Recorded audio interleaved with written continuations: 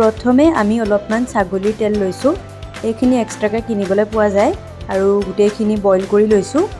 ইয়াৰ পিছত আমি চাউলৰ গুড়িৰ এটা পেষ্ট বনাই লৈছোঁ আৰু সেই পেষ্টখিনিত খুন্দি লোৱা 2টা পিঁয়াজ দি দিছোঁ। ইয়াৰ লগতে 3টামান জলকীয়া কাটি দিছোঁ। গোটেইখিনি ভালদৰে মিহলাই লৈ বইল কৰা ছাগলীৰ তেলখিনি ইয়াতে দি দিছোঁ।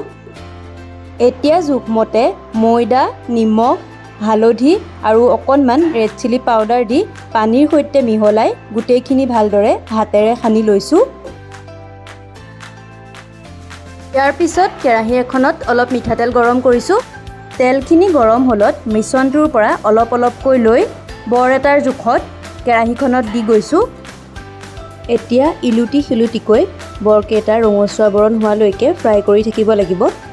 এয়া চাওক, বৰকেইটা সম্পূৰ্ণকৈ ৰঙচুৱা হৈ গ'ল, ভালদৰে ফ্ৰাই হৈ গ'ল। আমাৰ আজি ছাগলীৰ তেলৰ বৰৰ ৰেচিপিটো ৰেডি হৈ গ'ল।